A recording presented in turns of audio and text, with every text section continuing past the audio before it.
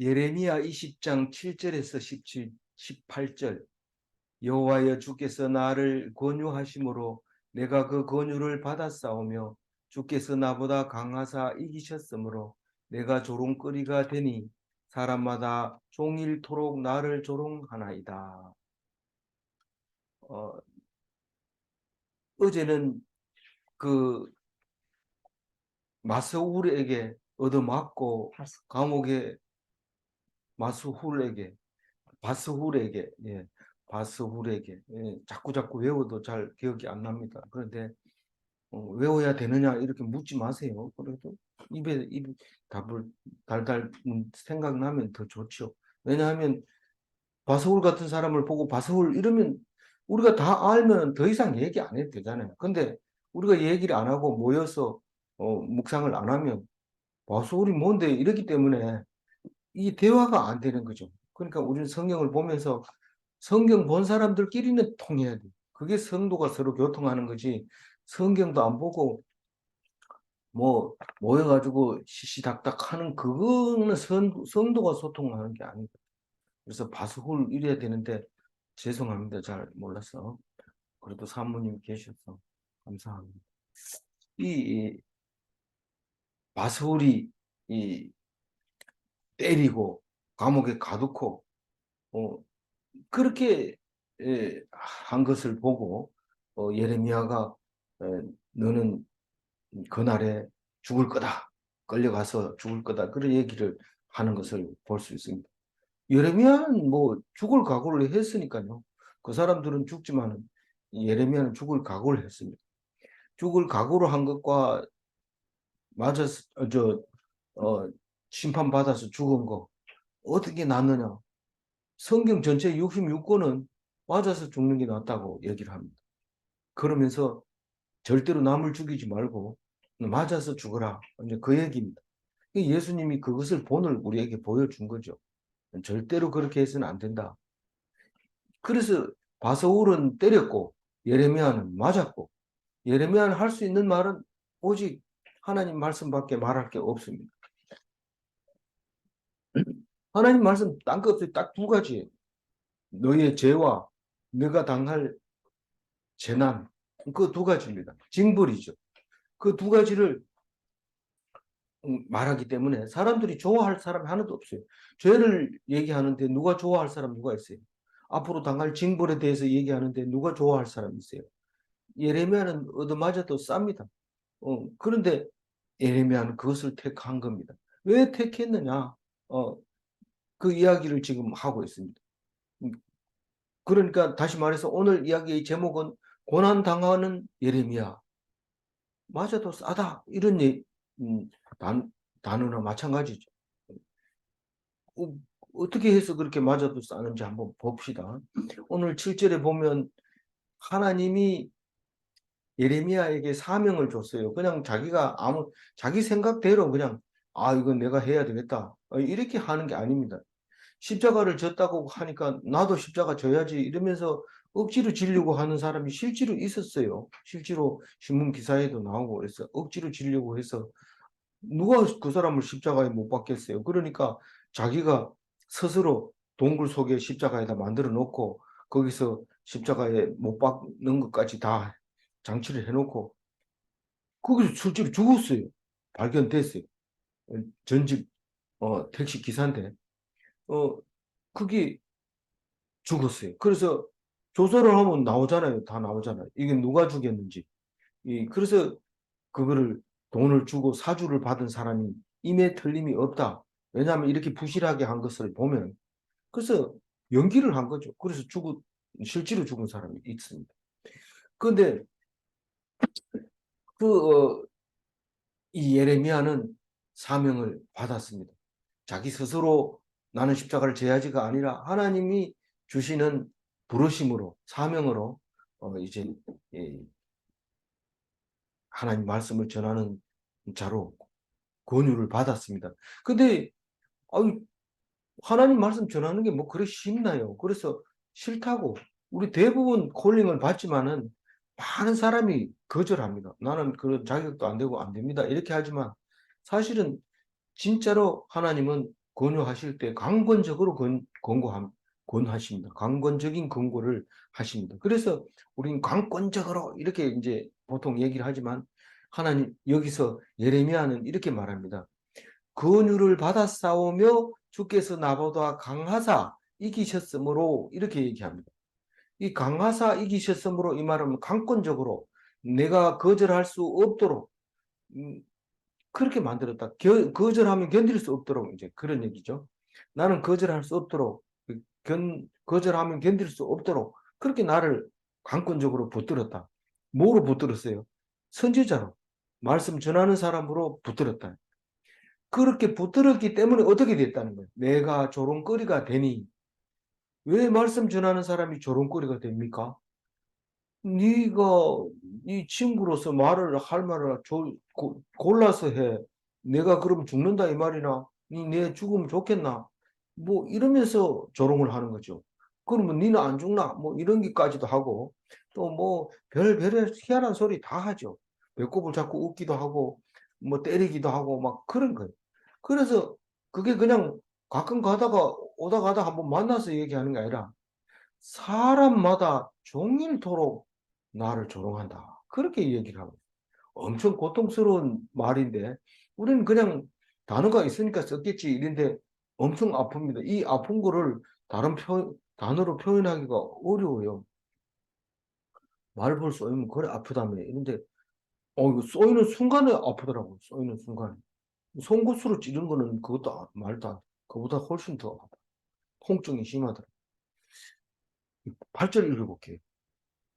내가 말할 때마다 외치며 파멸과 멸망을 선포함으로 여호와의 말씀으로 말미암아 내가 종일토록 지옥과 모욕거리가 됨이니이다. 내가 말할 때마다 이 말이 뭔 말입니까? 네 하나님의 사람이니까 하나님 말씀해라. 성전 앞에서 많은 사람들 앞에서 얘기해라. 이런데 그게 뭡니까?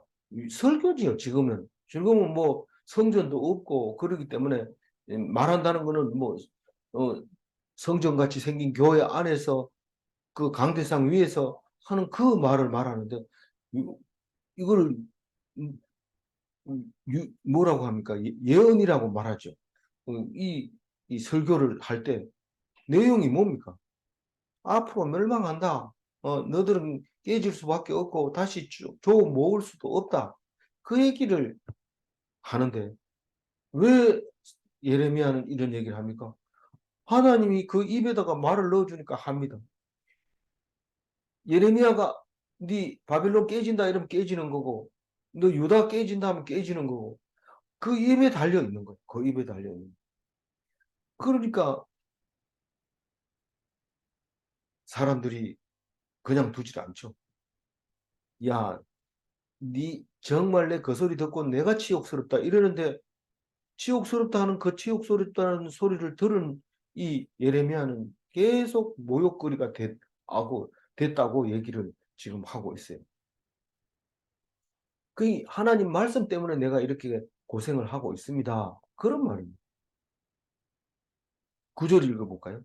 내가 다시는 여호와를 선포하지 아니하며 그의 이름으로 말하지 아니하리라 하면 나의 마음이 불붙는 것 같아서 골수에 사무치니 답답하여 견딜 수가 없나이다. 니 그거 뭐 안 하면 되지. 옆에서 이렇게 들어보니까 니 지금 예레미야가 뭐라고 중얼중얼 하는데 그래 힘들면 하지 마라. 이렇게 하죠. 그러니까 그 얘기가 옆에서 친구가 얘기하는 게 아니라 하나님이 직접 나한테 얘기하는 거. 하지 마라. 이런 거예요. 그러니까 다시는 여호와를 선포하지 아니하며 그의 이름으로 말하지 아니하리라. 이제 하나님 이름 가지고 내가 아무 말도 안 하겠다. 그렇게 얘기를 하고 나면은 갑자기 속에서 마음에 불이 확 나오는 것 같아요. 이 골수는 이 뼈 안에 있는 걸 골수로 하잖아요. 뼈가 그냥 뭐 견디지를 못하는 거예요. 힘들고 어려워서. 그래서 그게 뭔 말이에요? 얘기를 해야 돼. 하나님이 입에다가 말을 넣어주면 그걸 안 하면 못 견디는 거예요. 그 전능함이 당신도 그렇습니까? 이렇게 물어보는 사람이 아무도 없지만 그 나한테 물어본다면 똑같지는 않지만 비슷한 것 같아요. 내가 하루 종일 성경 안 보면은 이 단계가 잘 안 잡히고, 내일 그 공부를 안 해놨으면 오늘 일이 잘 안 되고 이래요. 이런 얘기할 수 있어요. 이게 이 예레미야가 나의 마음이 불붙는 것 같아서 골수에 사무치니 답답하여 견딜 수 없나이다. 뭐 시원한 게 없어. 근데 뭐 어떤 일을 하다가도 이제 가라 이러면은 곧장 가가지고 성경 들고, 뭐 일을 놀다가도 이제 다 끝났다 이러면 막 곧장 가서 성경 붙들고, 그렇게 하는 이 스프링이 달린 것처럼 뭐 일을 시켜놓으면 하긴 하는데 정신은 딴 데 가 있고 탁 놓아버리면 가라 가도 된다 이러면 바로 가서 성경 보고, 이런 모습을 지금 보고 있는데, 그게 예레미야가 그만큼 하나님 말씀에 잡혀 있었다는 것을 말하고 있습니다. 10절 읽어봅니다. 나는 무리의 비방과 사방의 두려움을 들었나이다. 두려워함을 들었나이다. 그들이 이르기를 고소하라. 우리도 고소하리라 하오며 내 친한 벗도 다 내가 실족하기를 기다리며 그가 혹시 유혹을 받게 되면 우리가 그를 이기어 우리 원수를 갚자 하나이다. 이 10절은 잘 짜여진 문장입니다. 다시 말해서 나는 뭐를 했다고요? 들었다고. 나는 듣기만 했다는 거예요. 뭘 들었냐면, 뭐 나는 비방한다거나 뭐 두려워하는 건 없고, 나에게는 비방과 두려움이 있는 게 아니고, 나는 비방과 두려움을 들었는데 온 사방에서 온 무리들이 온 사방에서 비방하고 두려워하고 이런 소리를 듣게 된다는 거죠. 근데 뭐라고 하냐면 제일 많이 하는 게 고소해, 고소해. 뭐 때려놓고 고소하라 그러고, 뭐 남의 거 가져가 가지고 놓고 고소하라 그러고, 뭐 해라. 이거예요. 이 소리를 제일 많이 듣는다는 거예요. 네 돈 떼먹고 안 가져왔다면서 고소해라. 음, 음, 이런 소리인데 그게 비방과 두려워하는 소리라는 거예요. 고소하라 해놓고, 왜냐하면 고소하면 나도 할 말이 있다는 거죠.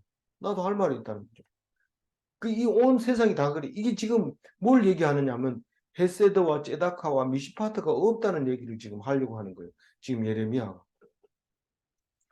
내 지난 벗도 다 내가 실족하기를 기다리며, 다른 사람은 몰라도 내 친구는 내가 아는데 이 친구가 나를 넘어지기를 기다리고 있다. 나를 넘어지면 나보고 원수 갚는다. 이렇게 얘기한다.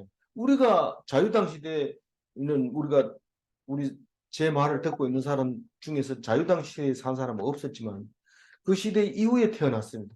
그래서 툭 건들면 어, 왜 때려? 이러면 난 자유다. 이런 말이 우리 어릴 때 아주 몸에 배었어요. 그게. 그러니 그게 무슨 말입니까? 이게 똑같은 말이에요. 힘이 있으면 때리고, 그리고 억울하면 고소해라. 고발해라.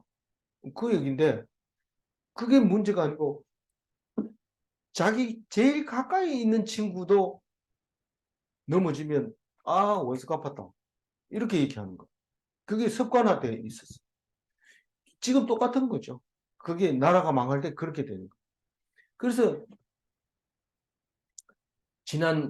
내 지난 벗도 다 내가 실족하기를 기다리며 그가 혹시 유혹을 받게 되면 우리가 그를 이기어 우리의 원수를 갚자. 이 혹시 유혹을 받게 되면, 이 말은 이 성경에서 쓰니까 좀 부드럽고 아름다운 모습으로 보이지만 유혹이라는 단어가 그게 아니고, 가다 넘어지면 실족하게 되면, 그 원수를 이기는 방법은 원수가 실족하는 거 말고는 이길 수 있는 방법이 없어요. 내 능력이 안 되니까. 다시 말해서 원수가 나에게 질 수 있는 유일한 길은 본인이 실족해서 넘어지는 건데, 그 실족은 유혹에서 오는 거기 때문에 그걸 기다리고 있다. 내 친구들이 전부 요놈이 언제 넘어지나, 저렇게 얄밉던 것이 좀 속이 시원하게 없어졌으면 좋겠다. 그게 우리 원수를 갚자, 그 말입니다. 아유, 속이 시원하시겠습니다. 이러면은 원수 갚았네, 이렇게 얘기를 하잖아요. 우리가 뭐가 안 풀리다가 딱 풀리면 원수 갚았다고 생각하는 거죠. 지금 사람들이 뭔가 답답하고 뚫리지 않는 거예요. 무언가가 일평생 내 목숨을 걸고 죽을 힘을 다해서 애를 쓰는 뭔가가 있었으면 좋겠는데 그게 없어. 아무리 찾아봐도 없어. 진지한 게 없어. 뭐 가보면 뭐 전부 겉으로 하는 입에 발린 소리만 자꾸 하고 아는 체 하고 내 말 들으라 이러고 전부 이런 말만 있는 거예요. 진중함이 없어요.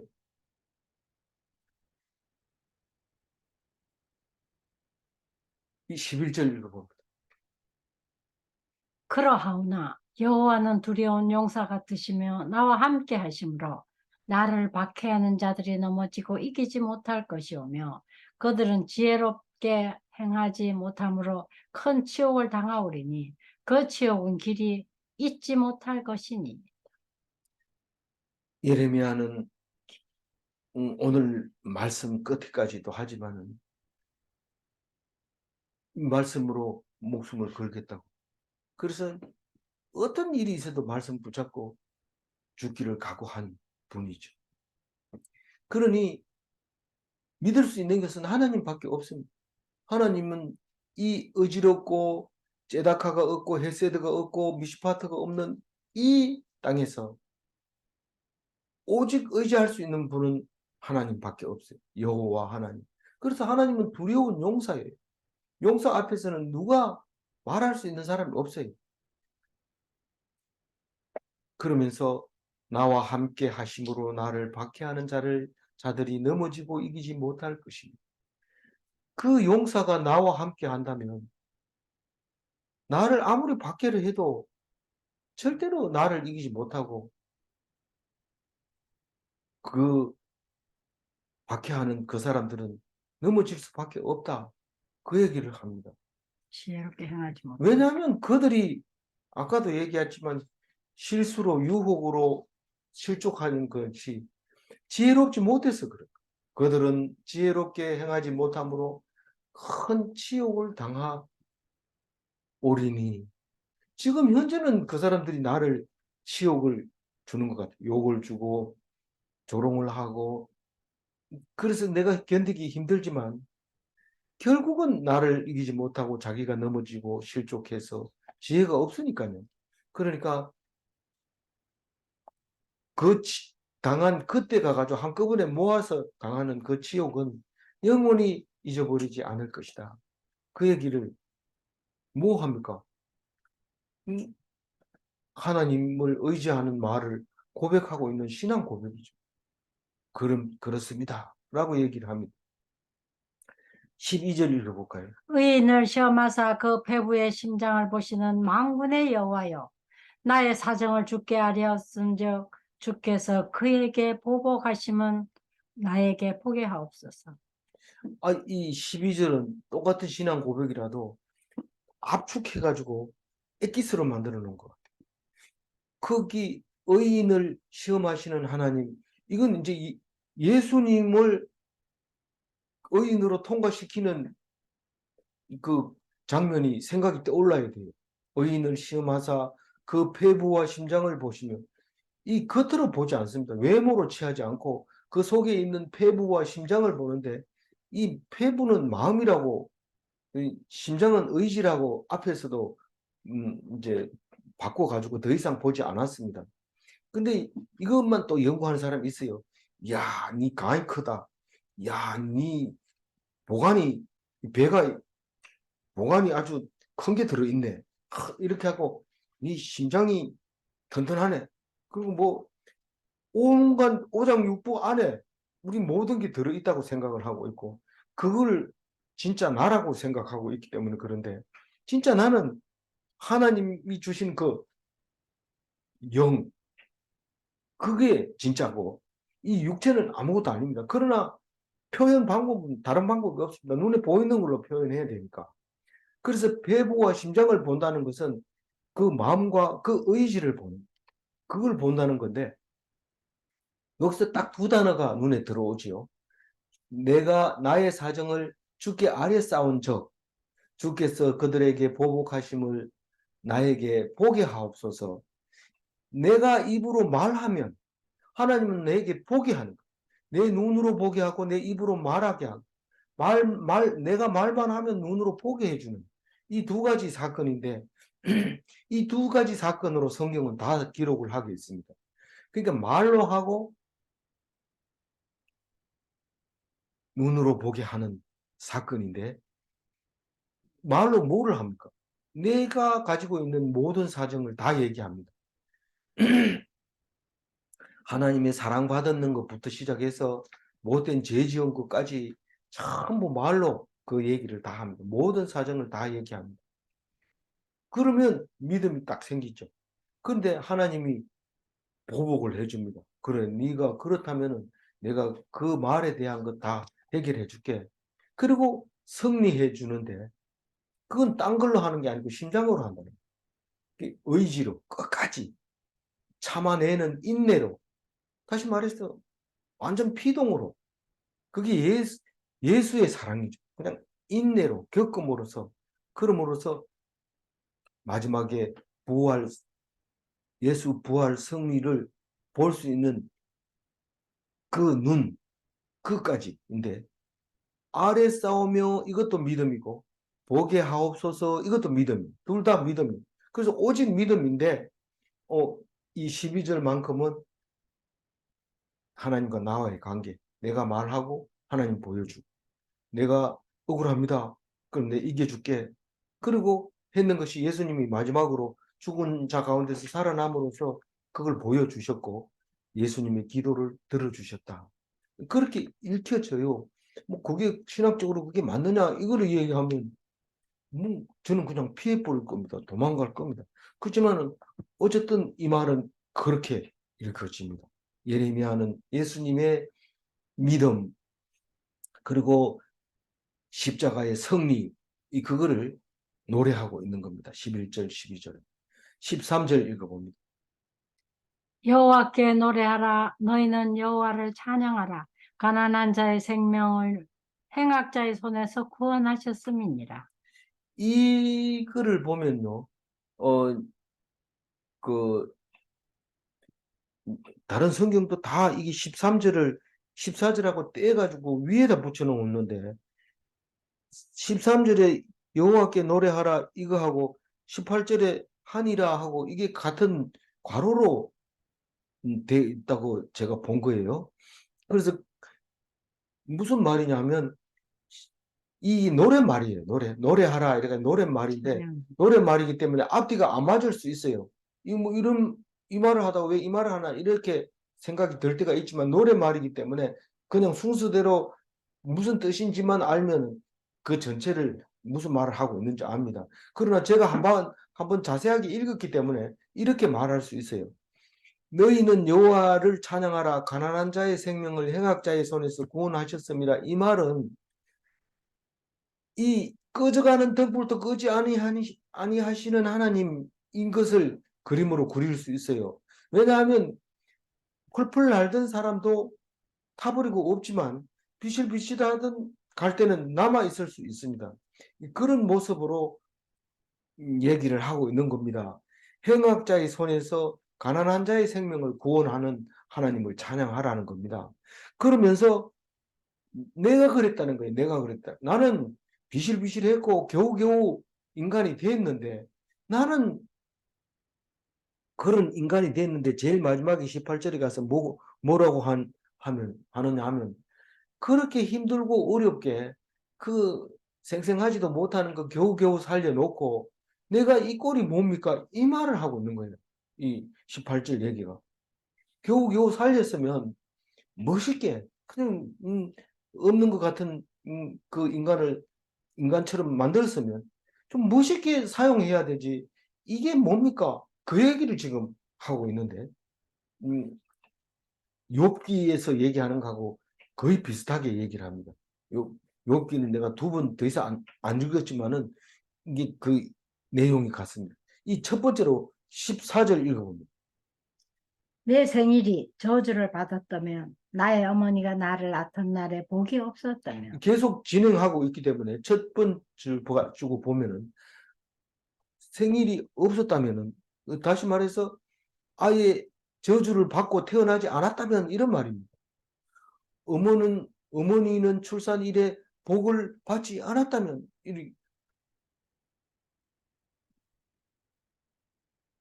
아이를 낳는 거를 그냥 복 받았다 이렇게 어,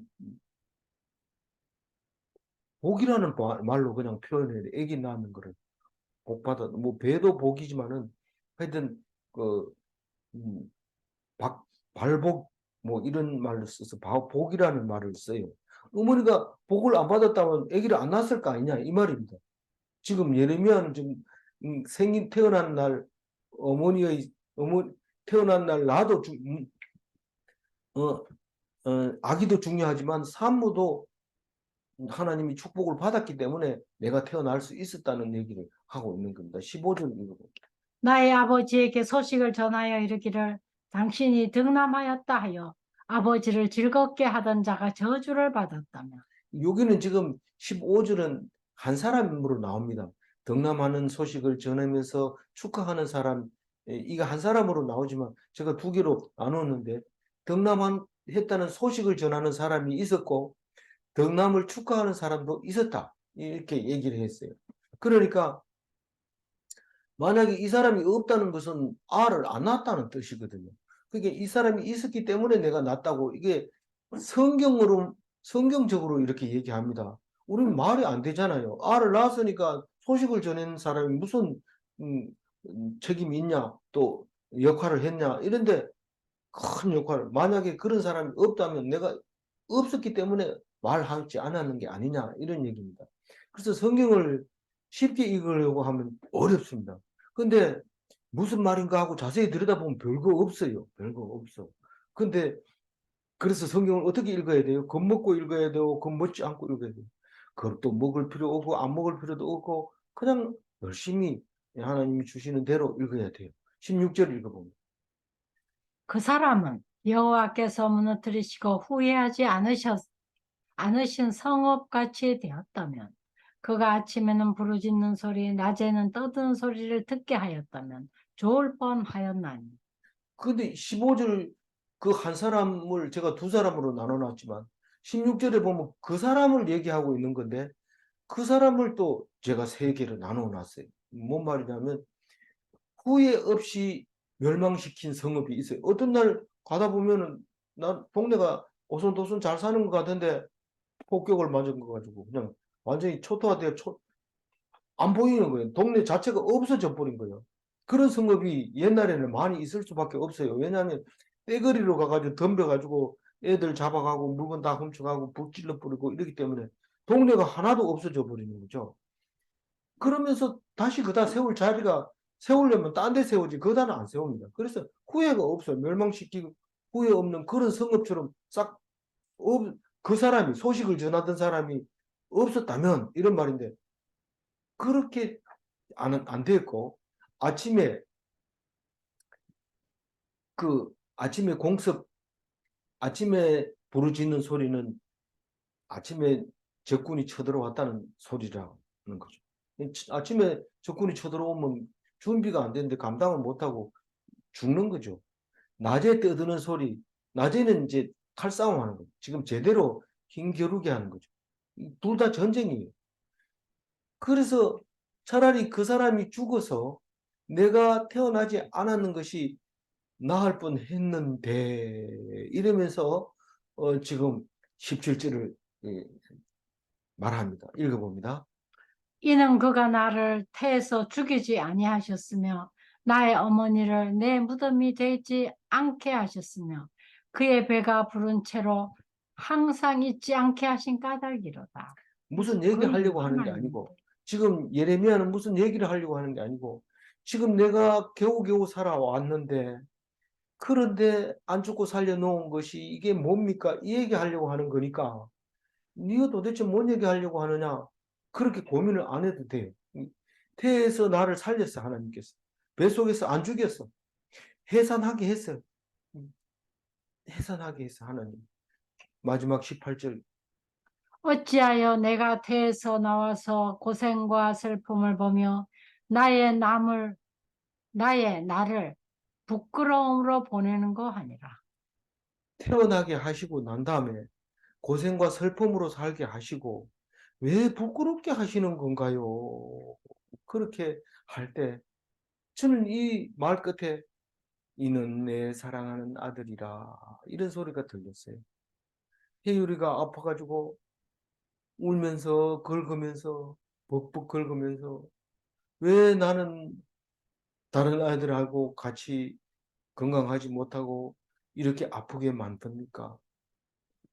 그 엄마가 그걸 보면서 가슴 아프죠. 아이는 모릅니다. 그냥 소리 지르는 거죠. 예수님이 십자가에 돌아가실 때 하나님이 울었을까요? 오셨죠. 그것도 왜 나를 버립니까? 라고 소리 지를 때 하나님의 가슴이 찔끔했을 겁니다. 뭐 우리는 일부러 그런 무드를 잡지 않아도 우리는 얼마든지 이걸 기억할 수 있어요.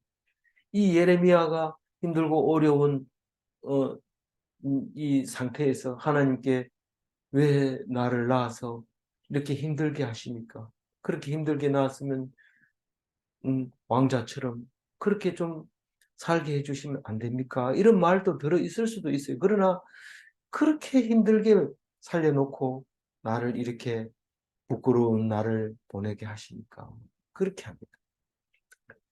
그래서 다시 힘을 얻어서 내일은 왕에게 손가락질하면서 똑바로 해라. 제다카가 없다. 미시파트가 없다. 헤세드를 강조하는 이야기가 내일 나옵니다. 다 죽어가는 것 같아도 할 말 합니다. 우리는 절대 기죽지 말고 절대 포기하지 말고 내 같은 게 살아서 뭐하나 이런 소리 하는 것은 그건 진짜로 나쁜 거고 하나님이 싫어한 거고 하나님 원하지 않은 거라는 것을 꼭 기억하시고 오늘 18절 읽고 제가 마무리를 하겠습니다. 어찌하여 내가 태에서 나와서 고생과 슬픔을 보며 나의 나를 부끄러움으로 보내는고. 사랑은 고생과 슬픔을 함께 가지고 있습니다. 꼭 기억하시기 바랍니다. 사랑하는 아들은 아버지의 마음을 아프게 합니다. 다시 말해서 사랑받는 사람은 부끄럽고 고생하고 슬프다. 그런 말입니다. 사랑받는 사람은. 나는 왜 이렇게 힘들까요? 하나님의 사랑하시기 때문이다. 꼭 용감하게 말하시기 바랍니다. 당당하게 말하시기 바랍니다. 질문 1. 고생과 슬픔이 없는 사역은 가치가 없는가? 좀 고생과 슬픔도 없이 좀 멋있는 사역 좀 하고 싶습니다. 저도. 근데 아직은 고생과 슬픔이 없습니다. 그래서 아직은 가치가 없나 봐요. 네. 이 2번 두 번째 질문. 죄송합니다. 이거 끝나면 또 욕먹을 수 있을 것 같아요. 하여튼 부끄러움은 하나님의 사역임을 나타내는가? 부끄럽다. 어디 가서 부끄럽다. 참 내가 하는 일이 쪽팔린다. 그러면 그게 하나님의 사역이에요. 그게. 하나님의 사역은 당당하게 이렇게 거짓말하고 이런 사역이 하나도 없어요. 하나님은 뭐 거짓말해서 내 하나님은 누가 그래 이러고 말려준다고 해서 하나님이 사용하지 않습니다. 하나님은 앞에서 그냥 부끄러워야 돼. 네가 하나님 믿는다더니 하나님 그게 뭔 꼴이야 이러면 감히 하나님을 이렇게 하지 말고 그냥 부끄러워합니다. 그 하나님을 내가 음, 부끄럽게 만들어 버리는 거죠. 그 사람들이.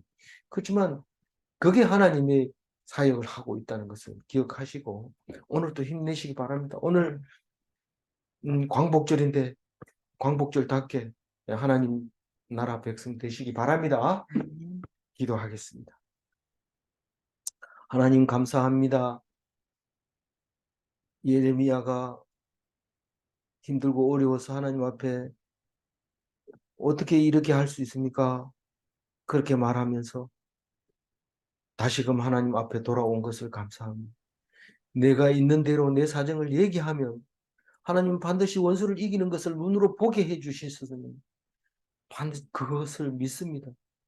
주님, 나의 형편을 아시오매 받아주시옵소서.